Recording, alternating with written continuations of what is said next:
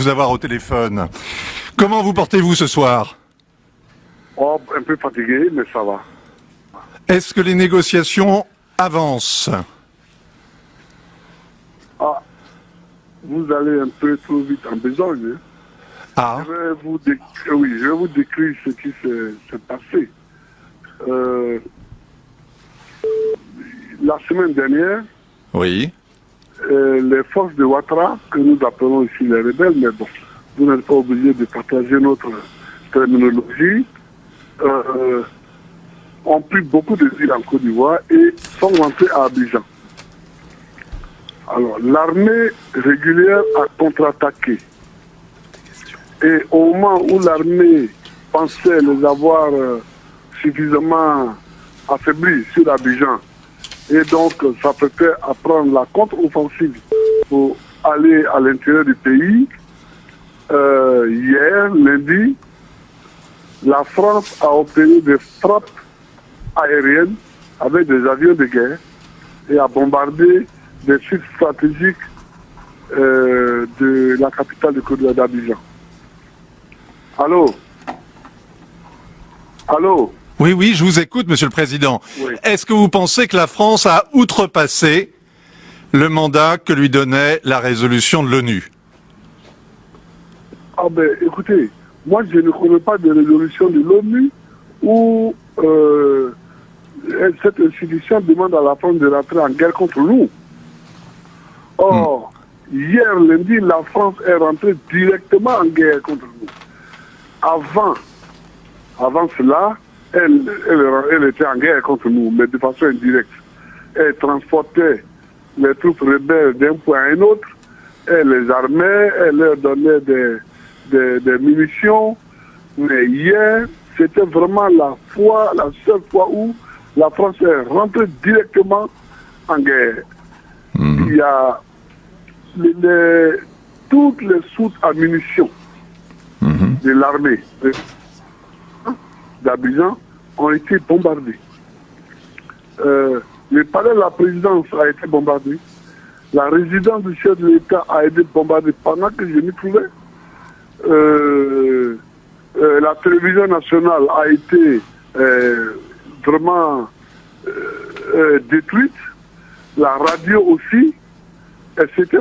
Donc... Mais vous-même, vous vous battiez, ou du moins votre armée, vos troupes fidèles se battaient elles aussi. Ah oui, mais elles se battaient contre la rébellion et non pas contre la France.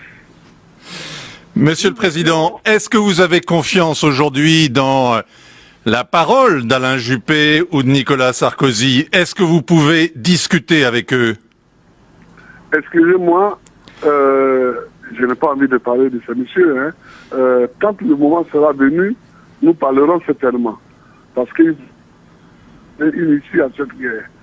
Mais je n'ai pas compris, je ne comprends toujours pas comment un litige électoral en Côte d'Ivoire entraîne l'intervention directe de l'armée française dans ce conflit. Je ne comprends toujours pas.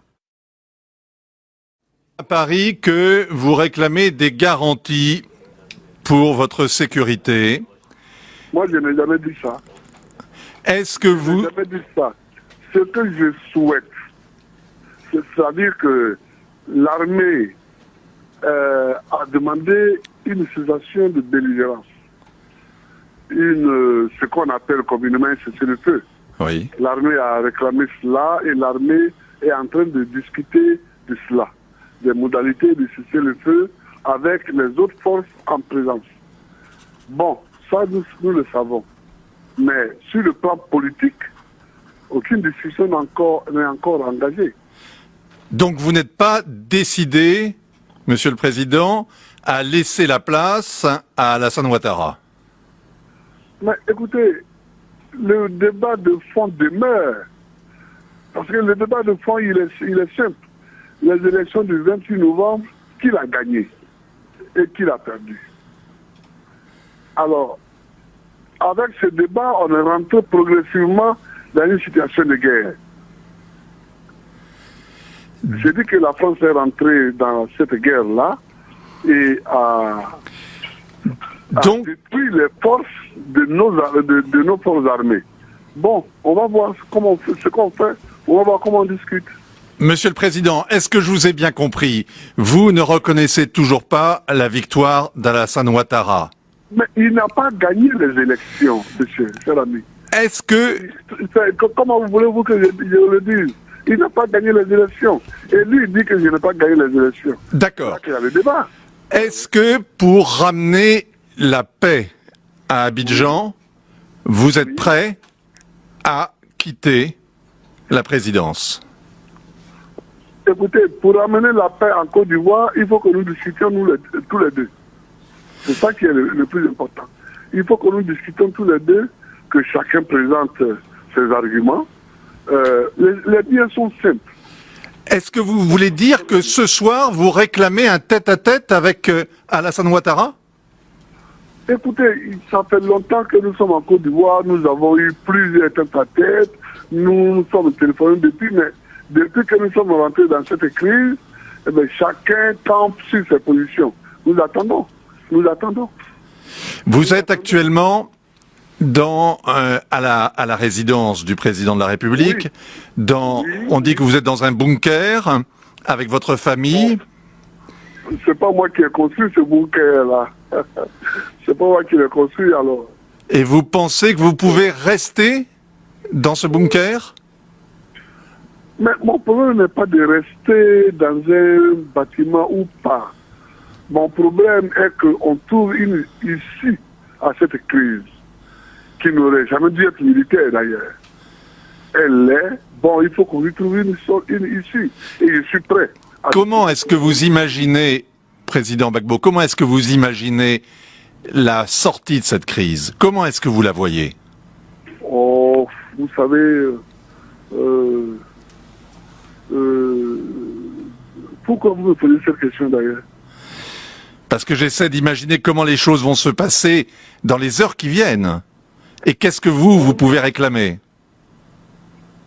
Oh, ce que moi je peux réclamer, la vérité des urnes, c'est tout. C'est tout ce que j'ai toujours réclamé.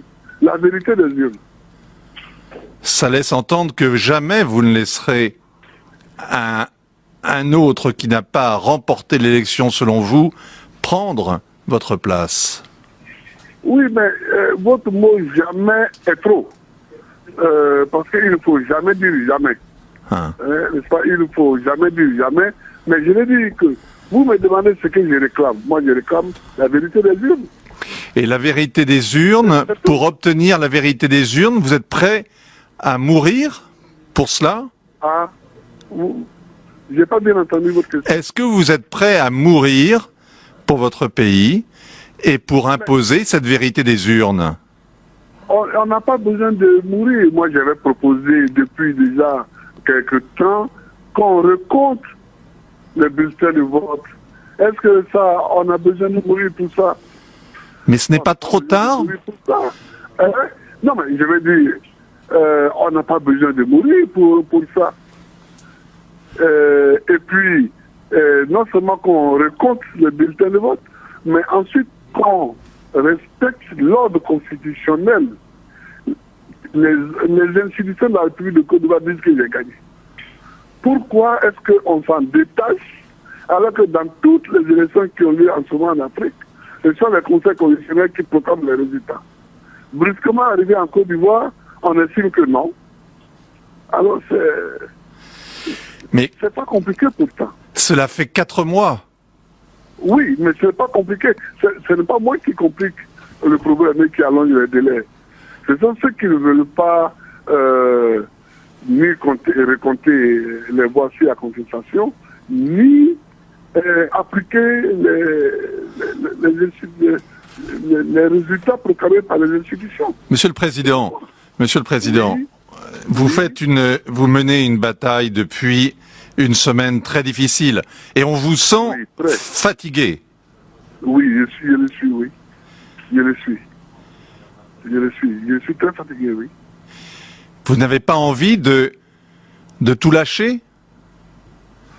Oh, écoutez, mais pourquoi aurais-je envie de tout lâcher? Si j'avais voulu tout lâcher, on n'aurait pas eu le multipartisme en Côte d'Ivoire. sous ces lois-là. Bon, donc je ne le regrette pas. Mais je ne suis pas là pour accuser quelqu'un. J'ai dit que si on veut régler un problème, si on veut nous aider, nous Ivoiriens, à régler notre problème, il faut qu'on nous aide à trouver qui a gagné les élections. C'est ça que je dis.